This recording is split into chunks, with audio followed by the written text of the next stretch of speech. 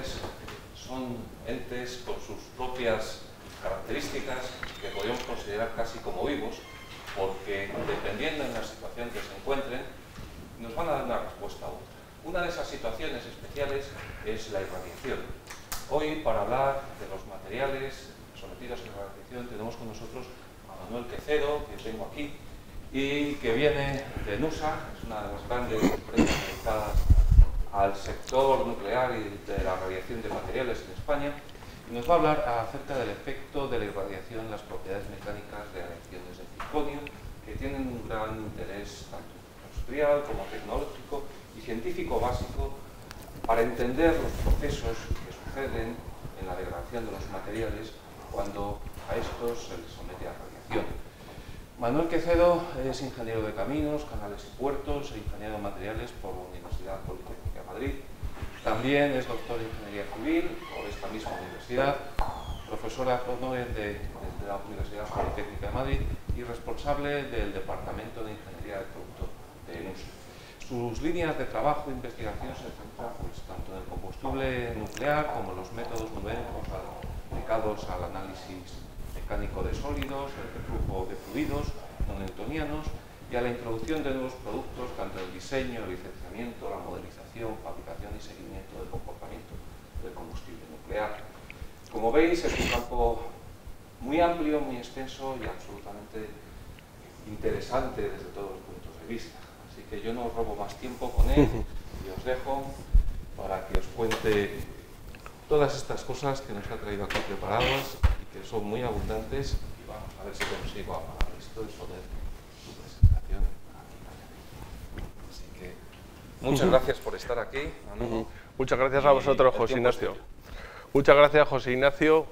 Me encanta estar aquí de nuevo en el Departamento de Ciencia de los Materiales, contando cosas que he ido aprendiendo gracias a todos esos cursos que hice aquí. Hoy la charla os voy a contar lo que les pasa a las aleaciones de circonio, que son las que utilizamos en combustible nuclear durante su irradiación y cómo van cambiando sobre todo sus propiedades mecánicas. Antes, contaros, bueno, unas breves pinceladas de dónde nos vamos a mover.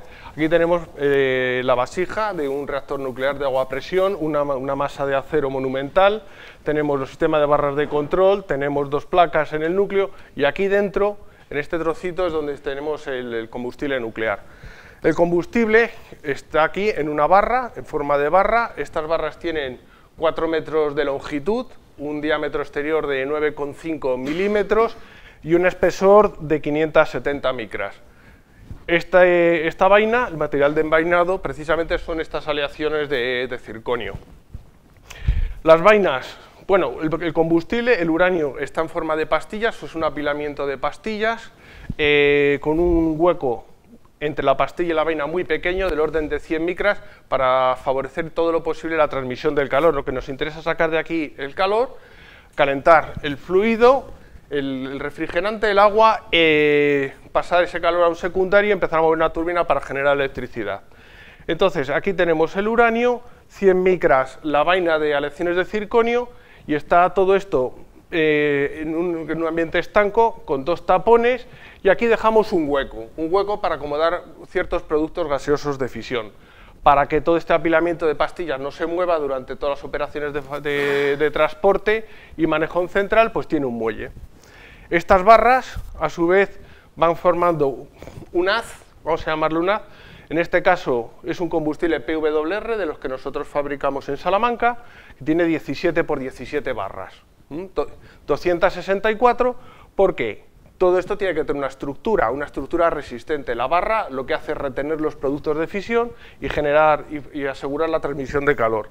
La estructura, para resistir todas las cargas sísmicas, todas las cargas de accidente, viene dada por dos cabezales, el inferior y el superior, unos tubos, que también son de aleaciones de circonio, los tubos guía, y unas rejillas que van cogidas a los tubos guía. Aquí tenéis el detalle, esto es una rejilla, una banda de una rejilla, tiene unos muelles y unos resaltes, y va aquí cogidas a los tubos guías, y las barras van metidas ahí dentro, apoyadas en muelles y resaltes. De estos elementos, por ejemplo, en un reactor de típico PWR, como los que tenemos en España, tenemos 157 en un núcleo. Entonces, toda la reacción se nos produce aquí, todas las fisiones, toda la reacción, toda la generación de energía se produce aquí en el núcleo, y es por ahí de ahí la importancia de las aleaciones de circonio, la capacidad que tienen que tener para estar sometidas a ese entorno no demasiado amigable. Vale. Al principio empezamos utilizando acero. Acero pues estuvo alrededor entre los 50 y 60. En 1960 ya la Marina de Estados Unidos decidió moverse a las aleaciones de circonio, sobre todo porque tiene una baja sección de captura neutrónica. Nosotros tenemos que ir generando neutrones, los neutrones parte se consumen en producir fisiones y generar energía, y otra parte debe seguir ahí para seguir generando fisiones y que continúe la reacción. Si tenemos materiales como el hierro, que era el que constituye los aceros, que tiene una alta sección de captura neutrónica, pues tenemos una ineficiencia neutrónica. Resultado, tenemos que enriquecer más el uranio, un uranio 235, y eso cuesta bastante dinero. Empiezan a moverse a las aleaciones de circonio sencillamente por la baja sección de captura neutrónica. Pero también este material nos proporcionaba otras ventajas. Una gran resistencia frente al ambiente, el agua que rodea al reactor, que es el moderador, pues tiene las aleaciones, los metales que tú emplees se van a corroer. El circonio nos proporciona una alta resistencia a la corrosión. Y también tiene suficiente capacidad mecánica frente a todas las cargas que se nos van a ir produciendo. Un sismo, un accidente de pérdida de refrigeración. El circonio tiene buenas capacidades mecánicas. Aparte, también es inerte frente al uranio, no se producen reacciones entre el uranio y el circonio, es inerte. Entonces, básicamente, por esos 4 o 5 puntos, se empieza a mover en el programa de submarinos nucleares de Estados Unidos a las aleaciones de circonio, y posteriormente se mueve a los reactores comerciales. De hecho, en Zorita, el reactor de José Cabrera, fue el primer reactor donde se empezó a experimentar, podemos decir, a probar el uso de las aleaciones de circonio en un reactor comercial, un reactor de potencia. De hecho, Westinghouse proporcionó ese reactor precisamente para hacer ese tipo de ensayos. Luego tiene otra serie de propiedades que son bastante interesantes para nosotros: baja expansión térmica, alta conductividad, es un metal, conduce lo mismo que el cobre.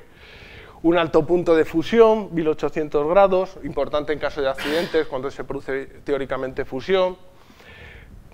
Baja radioactividad inducida, es resistente al daño por irradiación y es fácil, vamos a decirlo así, es fácil de obtener.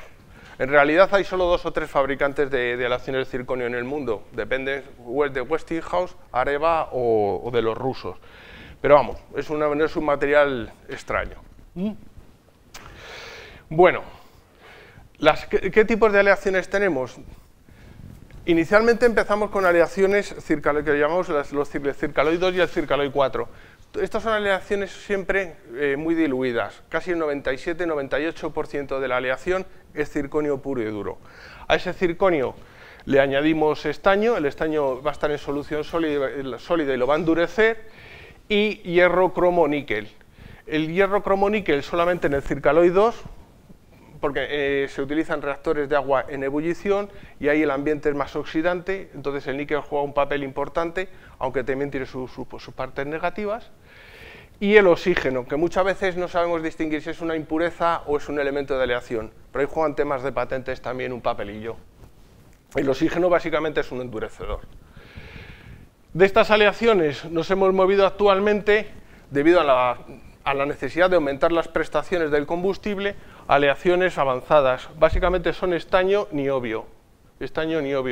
En el caso del M5, que es la aleación que han desarrollado los franceses a partir de una aleación rusa, es básicamente estaño 1% niobio, un poquito de hierro y oxígeno, lo suficiente para endurecer.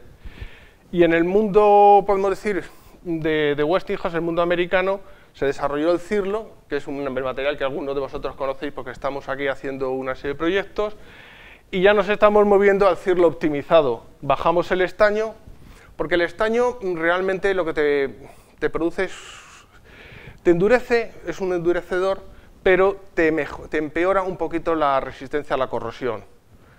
Podemos decir la corrosión normal. Cuando tienes eventos químicos en la planta, pues esas excursiones de química, si tienes estaño te va a ir mejor, no se van a formar corrosiones localizadas. La tendencia es a bajar ahora mismo el estaño y a meter alrededor del 1% de niobio. Eso en cuanto a aleaciones, pero todas estas aleaciones se pueden suministrar en distintos estados. Vamos a ver ahora unas pinceladas de cómo se fabrican, y lo que vamos a ver es que vamos a tener aleaciones que se suministran en estado recristalizado y otras que se suministran en estado de trabajo en frío con alivio de tensiones, Cold Work Stress Relief. En algunos casos estamos dando tratamientos de parcial recristalización para compensar, por ejemplo, si yo bajo el estaño, que yo os digo que es un endurecedor, voy a tener peores propiedades mecánicas, de tensión de formación, y voy a tener mayor fluencia mecánica. Para compensar esa bajada, esa mayor velocidad de fluencia, recristalizamos un poquito. Entonces ya empezamos a jugar con todas las recetas, componentes de aleación y estados de suministro. Bueno, ¿cómo se fabrican? Pues se cogen unas arenas, normalmente australianas, y hay un par de procesos, el ruso y el occidental, pero básicamente ahí lo que nos van a controlar son las impurezas que nos quedan. Al final lo que obtenemos son pues, lo que llamamos unos tube cells.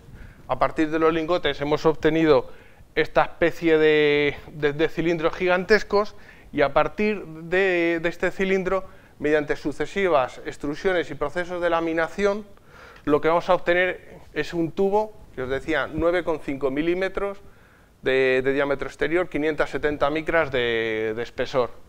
Claro, para pasar de aquí, mediante un proceso de extrusión y luego de laminación, el material va a sufrir bastante. Entonces se le dan dos tratamientos térmicos intermedios para, podemos decir, aliviar las tensiones.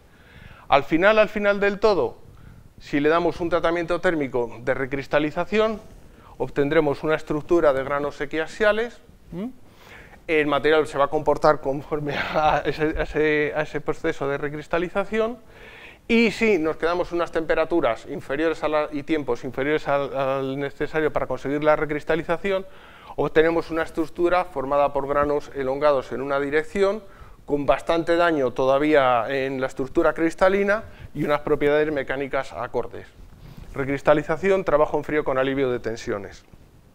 Todo ese proceso térmico también tiene su aquel, porque nos interesa que esos compuestos que hemos visto, hierro, cromo, níquel, forme una red de second phase particles, de precipitados intermetálicos, finamente dispersa, que tengan una cierta resistencia, que vayan a seguir allí en el tiempo, y el tratamiento térmico también está orientado a conseguir esa fina dispersión de precipitados intermetálicos. Se juega con un parámetro que es el parámetro de annealing, tiempo a temperatura, para controlar que esa aleación, ese tubo ha sido fabricado correctamente. La estructura cristalina del circonio es un hexagonal compacto, es muy anisótropo.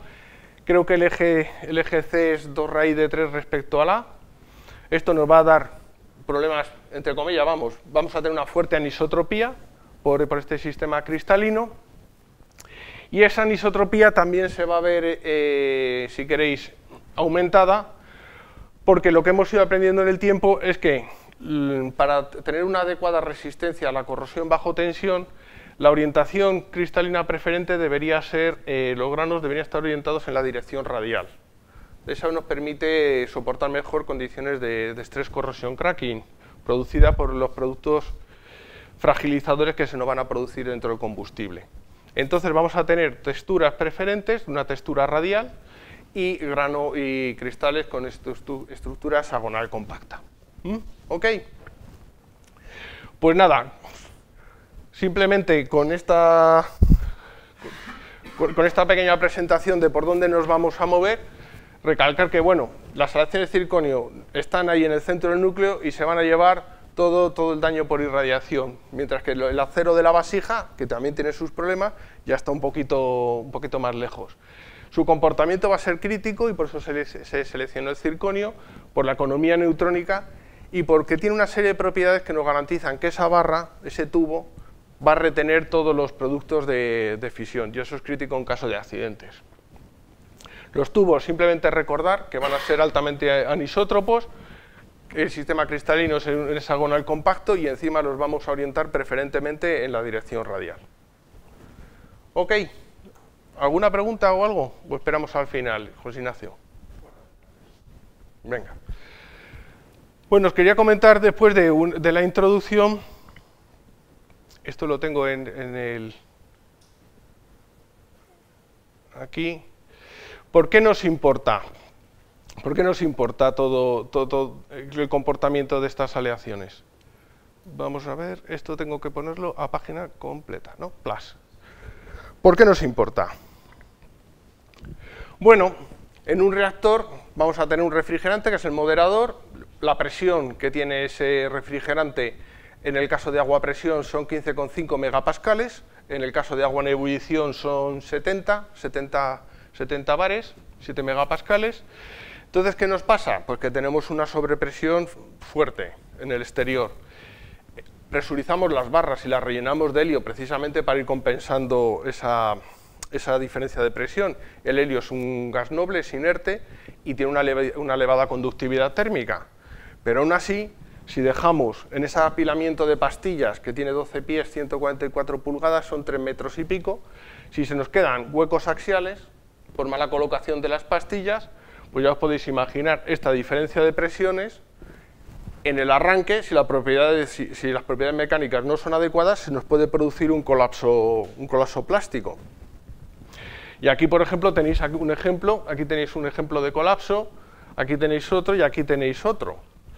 Pero esto nos puede ocurrir no solamente en el arranque del reactor. Hacemos una prueba hidrostática, damos una sobrepresión y la vaina, si no está bien soportada y las propiedades mecánicas no son suficientes, se puede producir el colapso.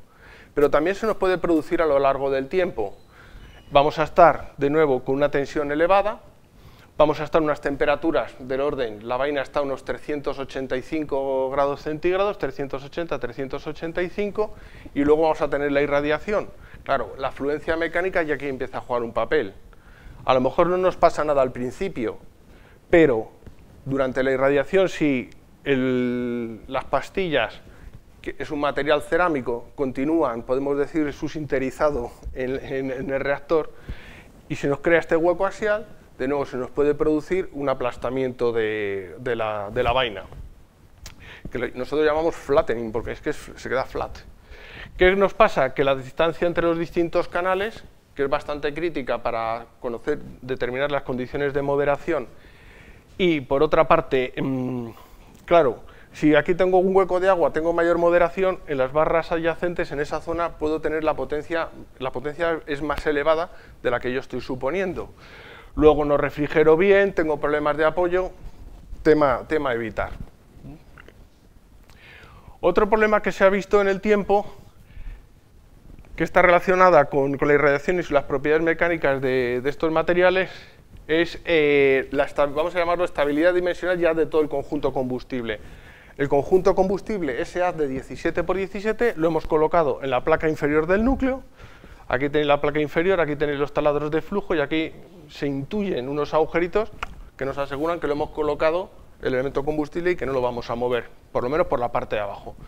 El elemento combustible tiene aquí unos resortes y ponemos la placa superior.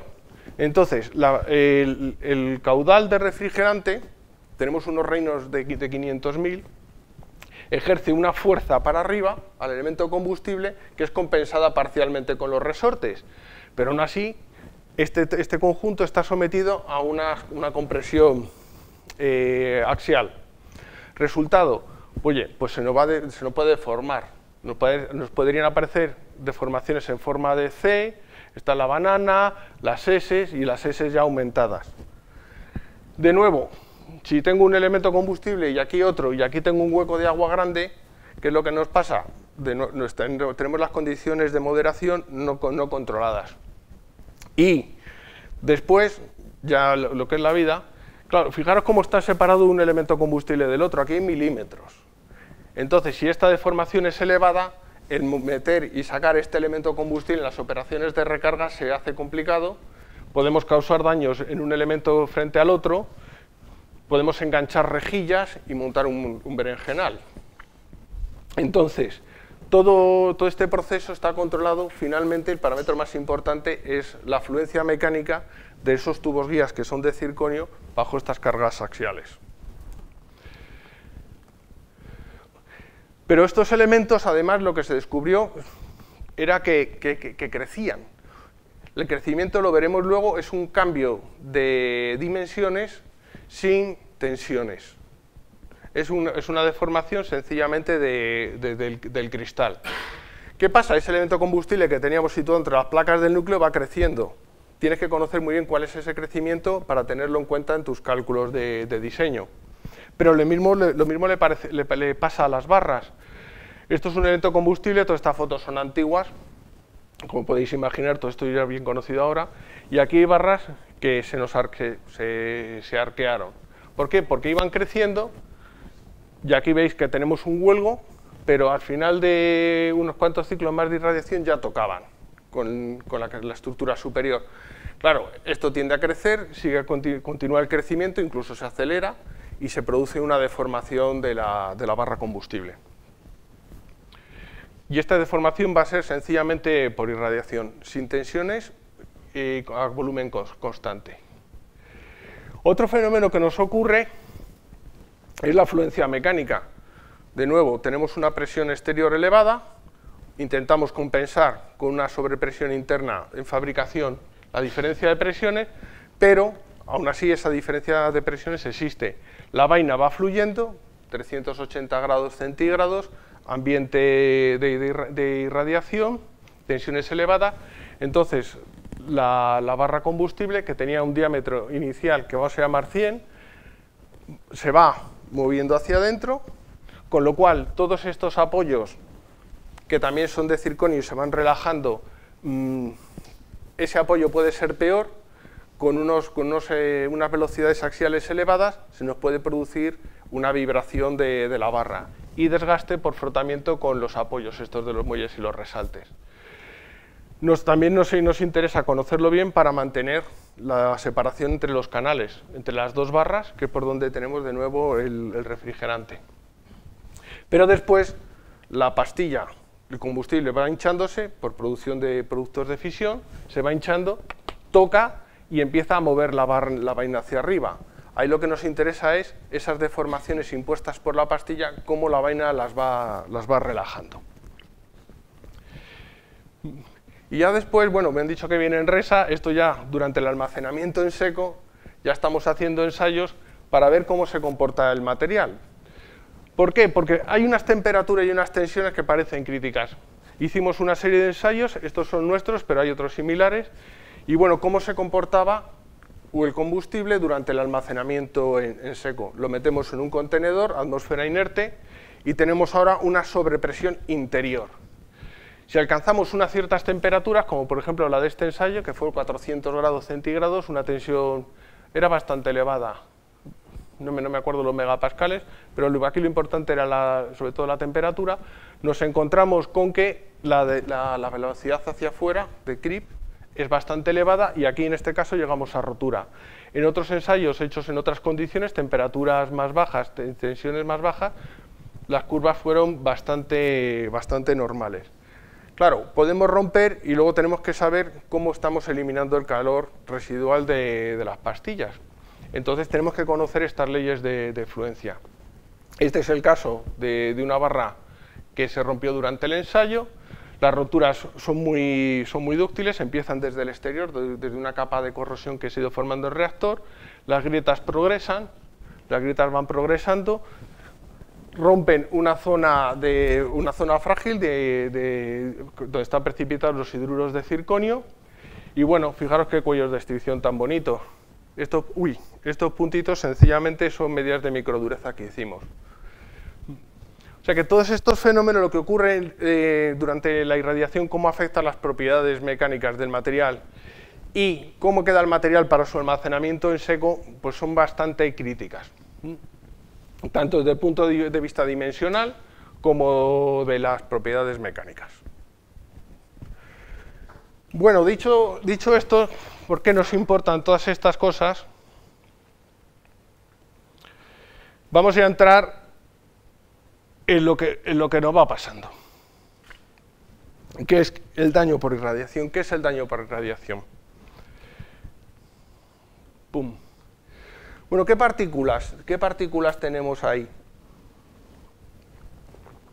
en el núcleo?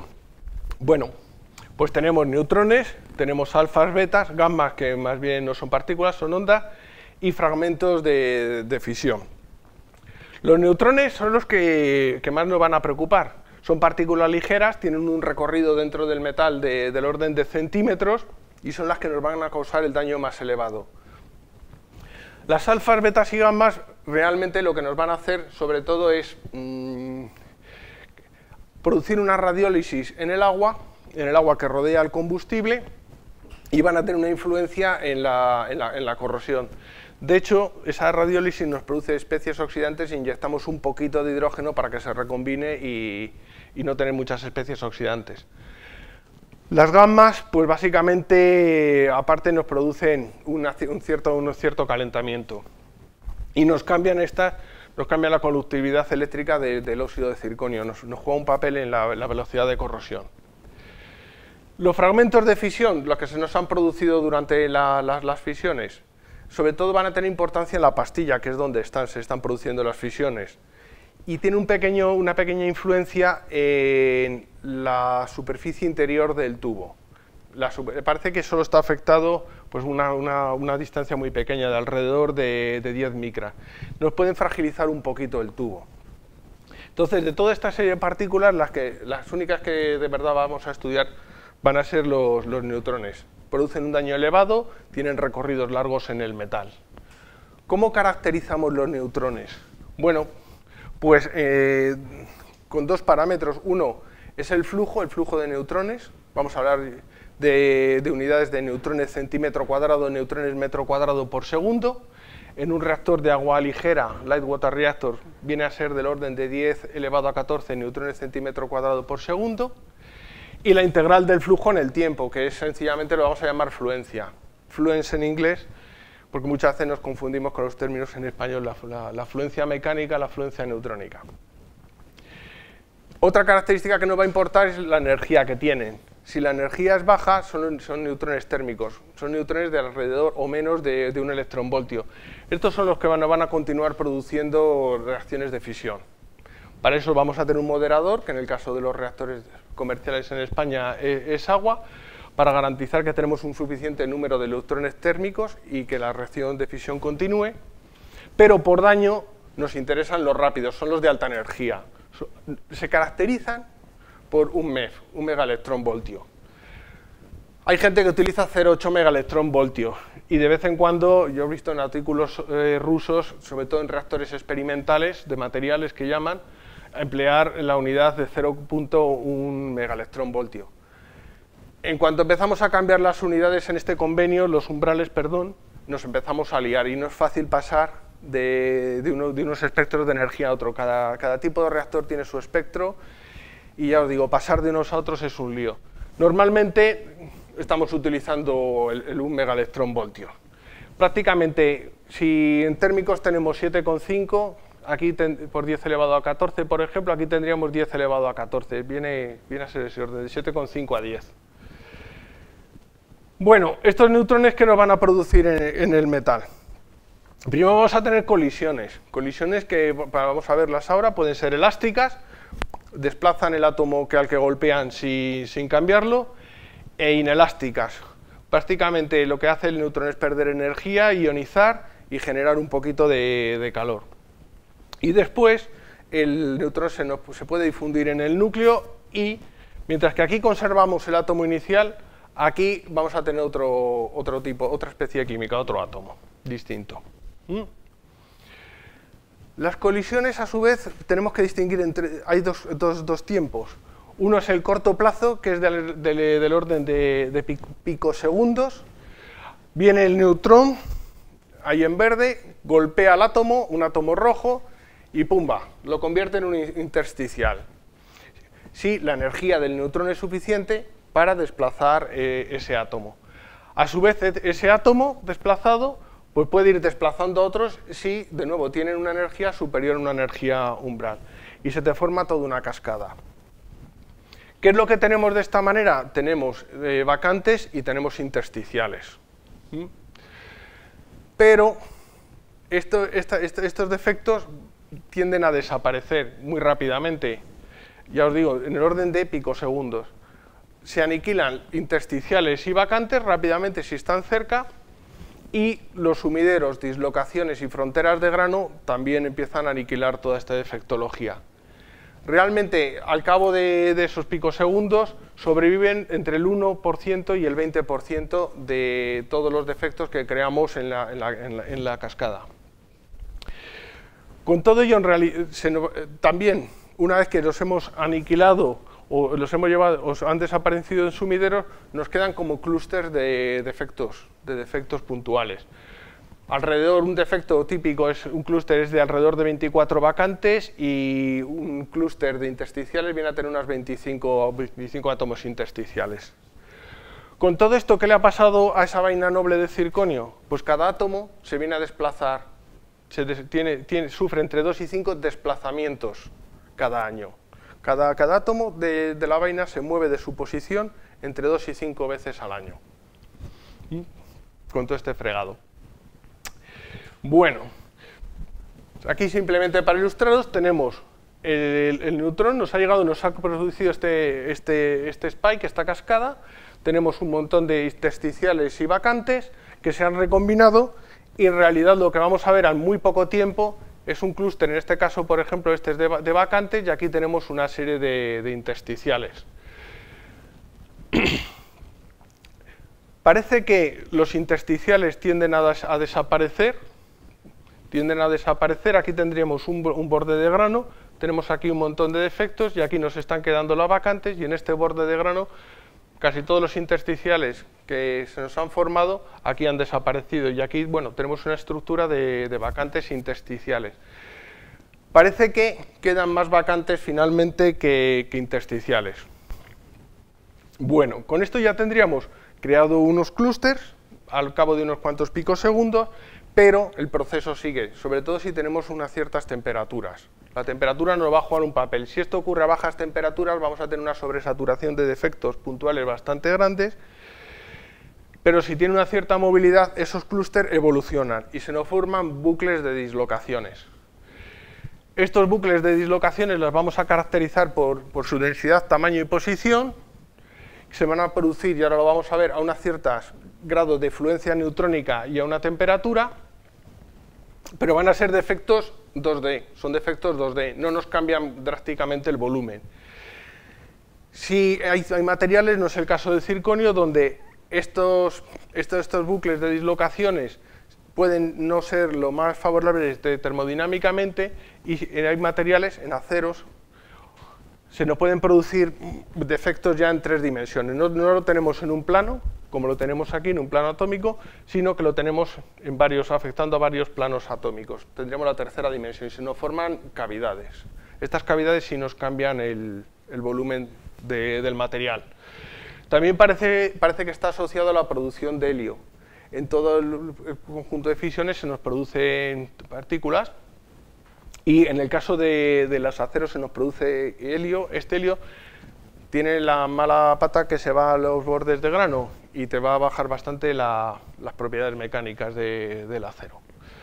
En el caso del circonio prácticamente no vemos ni producción de helio ni defectos 3D. Básicamente nos vamos a quedar con bucles de dislocaciones. Otro efecto que van a tener toda esta cascada de defectos puntuales van a ser los efectos, vamos a llamarlos químicos, y ahora los vamos a ir viendo. En cuanto a dislocaciones, el cristal, recordar que era hexagonal compacto, tenemos los planos prismáticos y los planos basales.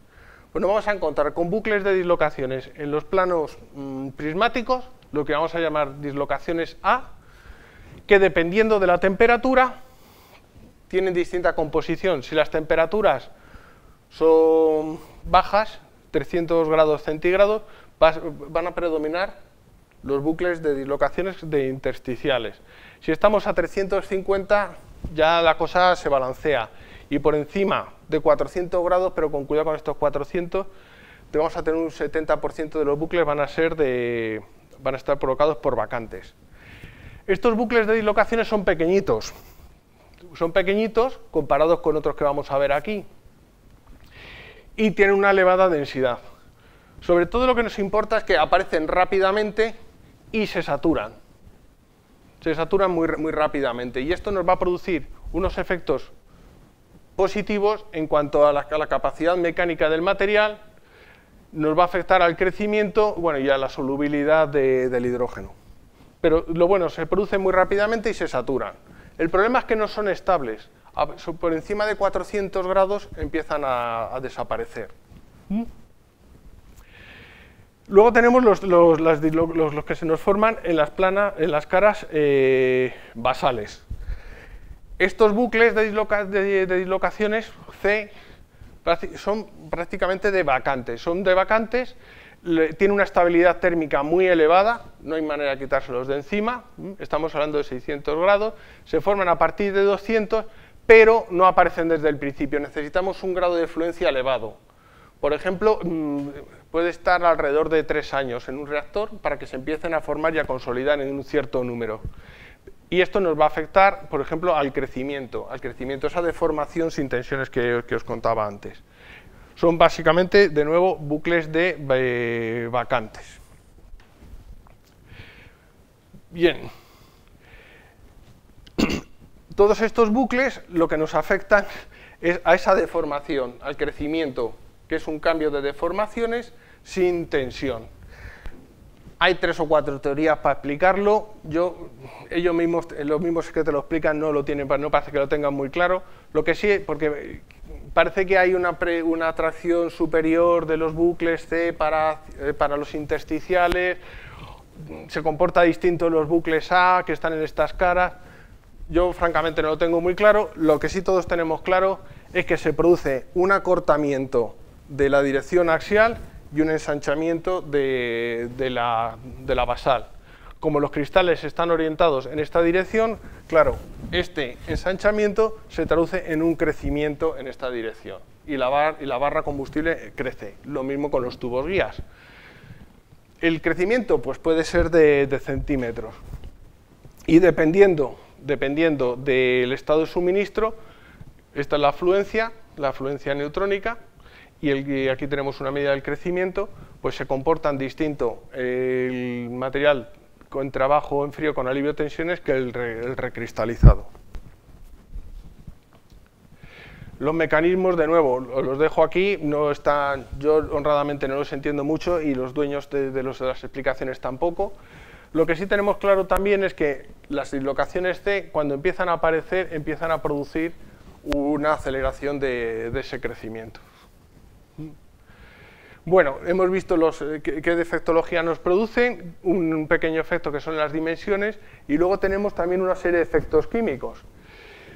Tenemos esos precipitados intermetálicos, esas SPPs, Second Phase Particles, y claro, estas también sufren todo el bombardeo de neutrones. ¿Qué es lo primero que nos puede pasar? Pues dependiendo de la temperatura, ese daño que estamos creando, ese desorden que estamos creando, nos puede producir un cambio. Esa partícula que era cristalina pasa a ser amorfa y, sobre todo, si las temperaturas son lo suficientemente bajas como para que no exista movilidad suficiente y se pueda recuperar el daño que estamos creando. Pero también, con toda la defectología de vacantes que tenemos, se nos produce una difusión acelerada. Nosotros habíamos puesto el hierro, el cromo, el estaño y el circonio en una partícula y, como estamos bombardeándola constantemente, nos encontramos con que estamos favoreciendo la difusión de esa partícula, de los elementos de esa partícula. ¿Qué pasa? Que se va disolviendo y al final pues tenemos una matriz que se nos ha contaminado, entre comillas, con el hierro, por ejemplo, que tenía el precipitado. Bueno, también se nos puede producir helio, y en cuanto a la química nos encontramos con 2 fenómenos divertidos. Una es la aceleración de los procesos de precipitación.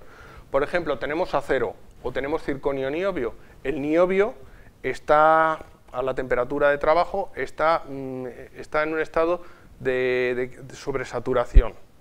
pero nos lleva bastante tiempo alcanzar el equilibrio termodinámico y precipitarlo. Y nos interesa tenerlo en estado sólido, en solución sólida, perdón. ¿Qué es lo que nos pasa? Que al estar bombardeando y creando defectos en la red, esos tiempos para que precipite se nos acortan bastante y entonces nos podemos encontrar con estructuras de agujas de niobio.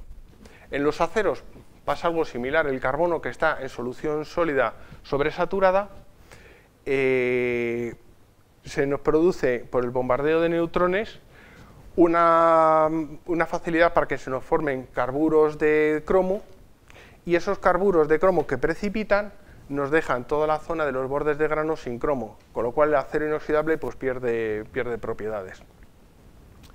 Eso sería un caso, por ejemplo, de difusiones aceleradas que nos están produciendo un incremento, una aceleración en la precipitación.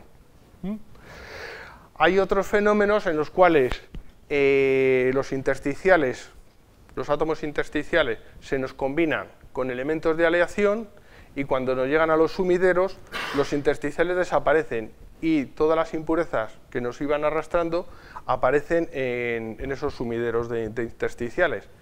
En este caso ya no estamos en equilibrio. Si lo calentáramos el material, como ese estado viene provocado por la irradiación y la facilidad de los átomos al moverse, no es el termodinámicamente estable, pues si lo calentamos, esas impurezas que nos han precipitado localizadamente en los sumideros de intersticiales, pues ¡boom!, vuelven a moverse y a irse. Ya os digo, en este caso es acelerar, alcanzar ese estado termodinámico estable, y en el otro caso es el contrario. Estamos favoreciendo precipitaciones localizadas que no son termodinámicamente estables. Bueno, estos efectos químicos, para que nos suene antes de entrar en lo que es el objeto de la charla, que son las propiedades mecánicas. Como resumen, los neutrones son la principal forma de radiación que nos causa un daño.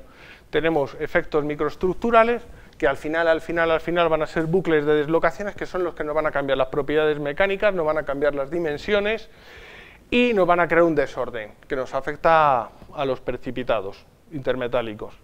Luego tenemos también unos efectos químicos, que ya no vamos a hablar más de ellos. Tenemos la precipitación inducida, esa precipitación intersticiales que nos mueven aleantes e impurezas a ciertos sumideros, y una aceleración de la difusión. ¿Vale? Y ya con esto ya podemos empezar con lo que es el efecto, cómo nos afecta a las propiedades mecánicas. Está esto aquí y ¡paf! Pantalla completa, ¡pumba! ¿Y cómo nos afecta a las propiedades mecánicas de ese circonio? Bueno, pues vamos a ver lo que pasa en la curva de tensión de formación, la macro. Vamos a ir al macro ya. Circonio, circaloid 2 recristalizado, cirlo, en estado de trabajo en frío con alivio de tensiones. Curva de tensión de formación, lo que vemos es material sin irradiar, tenemos unas elongaciones del orden del 10% y más, sin que se nos produzca ningún tipo de rotura del material, límites elásticos un poquito inferiores a 200 megapascales, y cuando tenemos el material irradiado, aquí han cortado esta deformación, pero nos ha subido drásticamente el límite elástico. En el caso del material con trabajo en frío, trabajado en frío con alivio de tensiones, el límite elástico, la curva de material fresco, como se suministra, estamos hablando de unos 400 megapascales, 400 versus 100 y pico, pero de nuevo también tiene un efecto bastante elevado la irradiación. Después de 2 ciclos en reactor, 2 ciclos en este caso fueron 2 años en reactor, y 4 ciclos, 4 años en reactor, ya habéis visto que se ha saturado, no tenemos más efecto, y hemos aumentado bastante el límite elástico hasta los 500 y pico, casi 600 megapascales. Realmente aquí se cortó el ensayo y aquí cortamos este ensayo, eran unos ensayos un poco divertidos. ¿Qué nos va a pasar? Vamos a ver efectos ya lo estáis viendo en el límite elástico, en el límite último, y también en la isotropía y en la ductilidad del material. Vamos a volver un poquito al material sin irradiar. ¿Qué nos pasa? Ensayo de tracción uniaxial, dirección Z del tubo, la dirección axial del tubo. Epsilon Z, sigma Z, material recristalizado con trabajo en frío. De nuevo, grandes diferencias. Pero cuando cogemos este mismo material y lo ensayamos, no ya en la dirección axial, que es esta, sino también en la dirección circunferencial, vemos que hay una diferencia entre los dos límites elásticos. Esto ya es simplemente un efecto de la anisotropía, tanto del cristal como del material, la textura que tiene. La tensión tangencial en los planos prismáticos es inferior a la que tenemos en los planos basales y los planos piramidales. Entonces estamos viendo ese efecto. Pero cuando empezamos a irradiar, ya las cosas cambian. Material recristalizado, fluencia, empezamos a causar un daño por irradiación y prácticamente se nos juntan los dos tipos de materiales. El trabajo en frío con el recristalizado, el trabajado en frío de nuevo empieza más alto, tiene menos efecto, ya el propio material tenía un daño inicial que no hemos eliminado con el tratamiento termomecánico de fabricación y se nos empiezan a juntar los dos materiales. Esto ocurre en el trabajado en frío muy rápidamente. Esto prácticamente son 100 horas de reactor. Lo ha cogido muy rápidamente el daño por irradiación.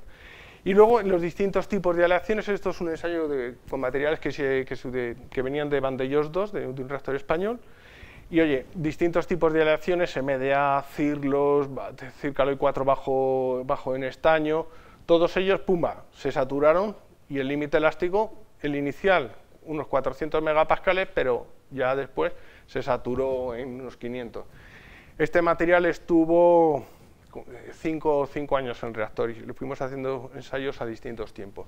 No hay influencia del tipo de aleación, es básicamente el daño y pum, y ya una vez saturado no se nos mueve más. Esta figura es bastante interesante porque hay otros efectos. Se produce corrosión cuando la vaina está operando y el hidrógeno que se produce afecta a las propiedades mecánicas. Pero este material es un material ruso, E110, que es como el M5 francés ahora mismo, y entonces lo que hicieron fue ensayos irradiado y sin irradiar. En anillo, dirección circunferencial, recordar que veíamos antes que en la dirección circunferencial tenía distintas propiedades que en la dirección axial, y a distintas temperaturas. Entonces, ¿qué es lo que vemos?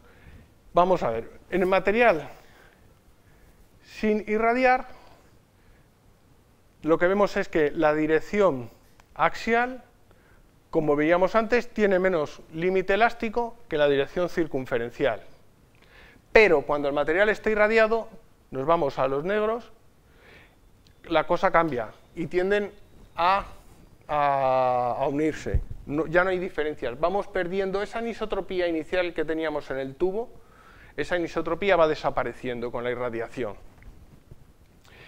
Pero además hay una temperatura de alrededor de 700 Kelvin, básicamente estamos allá pensando otra vez en los 400 centígrados, alrededor de 400 centígrados, donde empiezan a confluir las dos curvas. Claro, conforme va subiendo la temperatura, ese daño por irradiación que habíamos causado, que nos causaba este aumento en las propiedades mecánicas, nos va desapareciendo. Y al final no hay ninguna diferencia entre las dos gráficas. Perdón. En elongaciones, pues lo mismo, el límite elástico nos subía, la elongación total y la elongación uniforme nos bajan.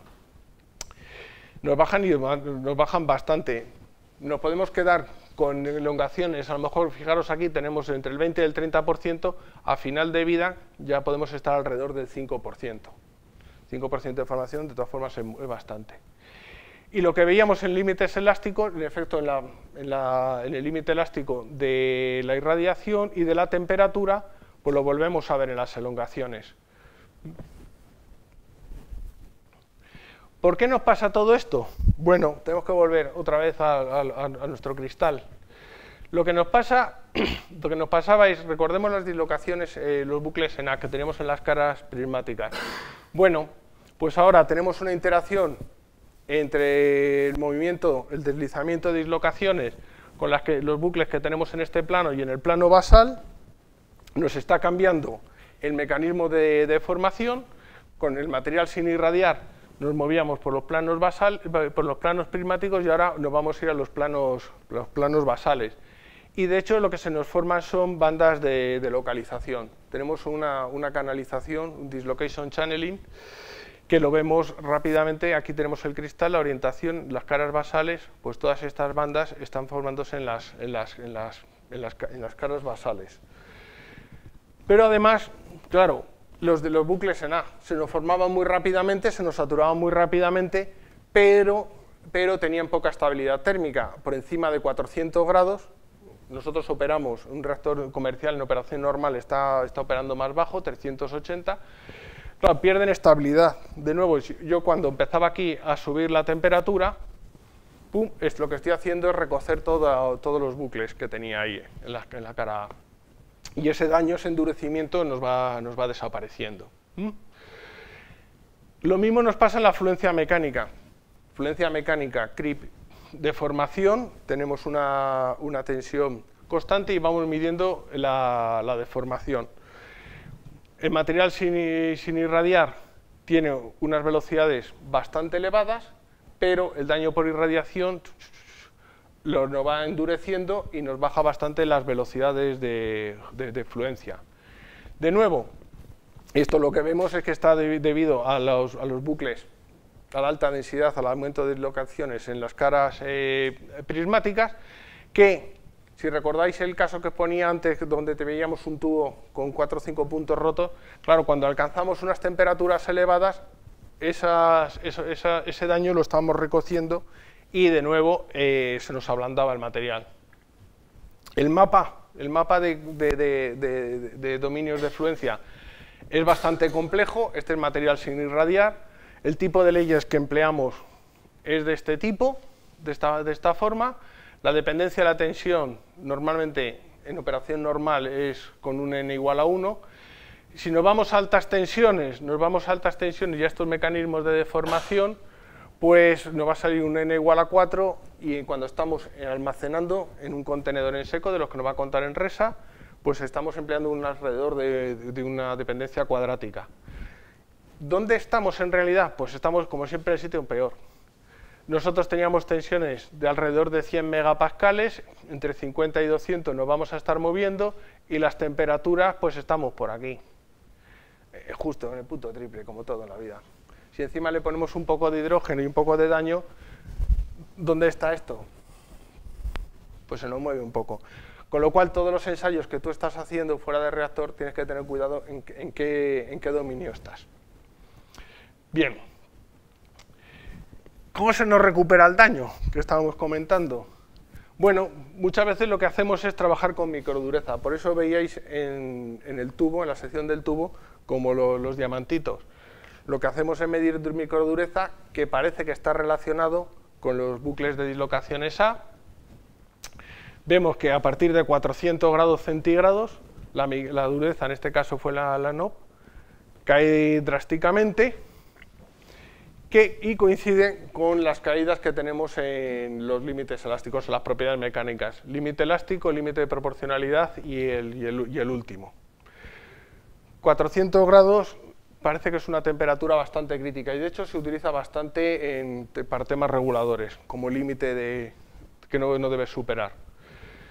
En función del tiempo, pues aquí lo tenéis, simplemente para ilustrar. El material sin irradiar, nos movemos alrededor de 220, 240, nos movemos por aquí. En cuanto empezamos a irradiar sube y lo vamos recuperando con distintas velocidades dependiendo de la temperatura. Normalmente lo crítico es no superar la temperatura de irradiación en reactor, porque a esa temperatura los defectos son estables. Bueno, los mecanismos ya lo hemos ido comentando, ya los he ido adelantando. Básicamente, si hablamos de 400 grados o de no superar la temperatura de radiación, donde el daño y el recocido alcanzan una especie de equilibrio dinámico. ¿Ok? Y bueno, otras propiedades, pues los temas no están claros. Aquí he resumido cómo ve la industria que afecta a la fatiga. Realmente estamos utilizando normalmente la curva de Langer-O'Donnell con pequeños ajustes. Parece que en realidad no hay efecto o el efecto es pequeño, aunque otros autores dicen que el efecto es grande. Y en tenacidad de fractura, pues unos dicen que así y otros dicen que asado. Realmente lo que pensamos es que la dependencia es débil. Como sabéis algunos de aquí, medir la tenacidad de fractura en un tubo de 570 micras no parece fácil. Entonces, la conclusión para mí es que los efectos son contradictorios, aunque lo cierto es que la dependencia parece débil. Bueno, y finalmente, como conclusiones ya para terminar, la irradiación nos aumenta el límite elástico, nos reduce, sin embargo, la elongación total y uniforme, tiene un efecto bastante positivo en cuanto a la estabilidad dimensional del tubo, por motivos de fluencia. Ya os digo, 380 grados, tensiones de alrededor de 100 megapascales y con mucho movimiento de átomos por ahí dentro. Nos interesa que eso sea estable. Y no sabemos en cuanto a los efectos que puede tener en tenacidad y otras propiedades. También nos cambia sus dimensiones, nos crece sin tensiones. Yo no he hablado de tensiones cuando he hablado de crecimiento. Y lo cierto es que a altas temperaturas se nos empieza a eliminar ese daño. Es el orden alrededor de 400 grados centígrados. Y todos estos fenómenos, por los motivos que os contaba al principio, los tenemos que tener en cuenta cuando hacemos el diseño del combustible nuclear. Bueno, pues yo creo que con esto ya termino esta exposición. Si queréis preguntar algo, a ver si os puedo contestar. Muchas gracias. Muchísimas gracias por esta tan interesante y detallada charla, y tenemos tiempo para algunas preguntas, así que os animo como siempre a participar.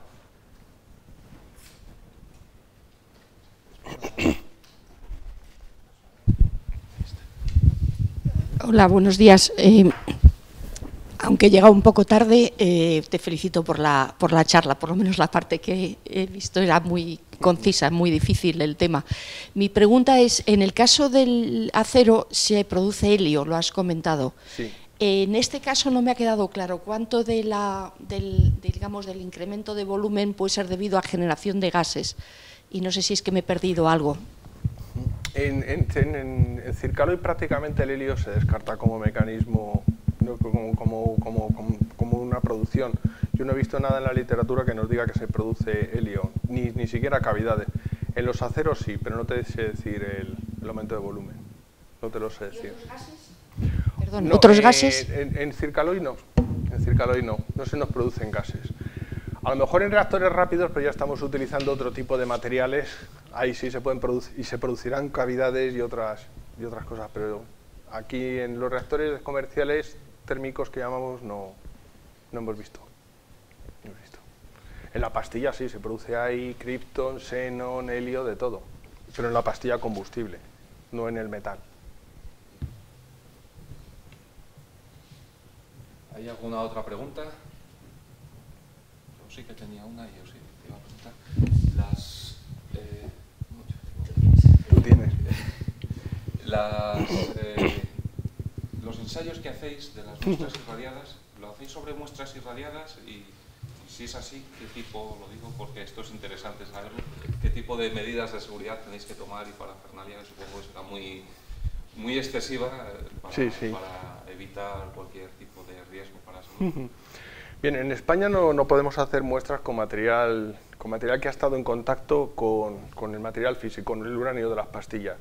Entonces, hay 2 o 3 sitios en Europa, unos en Suecia, el laboratorio de Studsvik, otro lo tienen los franceses, tienen 2 o 3 centros que dependen del CEA, del Comisariado de la Energía Atómica, tienen instalaciones en Saclay, en Cadarache, y bueno, los suizos, el PSI, Polser Institute, también hace este tipo de ensayo.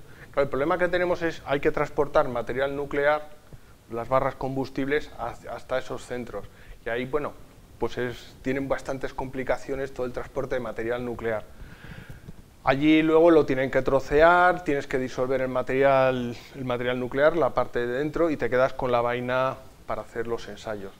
Claro, todo eso pues tiene una técnica bastante complicada, pero en España todavía no podemos hacerlo, no podemos. A ver si Enresa, en el ATC, en el almacén temporal centralizado, está planeando unas celdas y a lo mejor ahí se pueden hacer en España. Sería muy interesante, desde luego. Muy bien, pues muchísimas gracias de nuevo por estar aquí. Pues nada, a vosotros. Y quedas invitado para cuando quieras. Pues muchísimas gracias a vosotros. Gracias.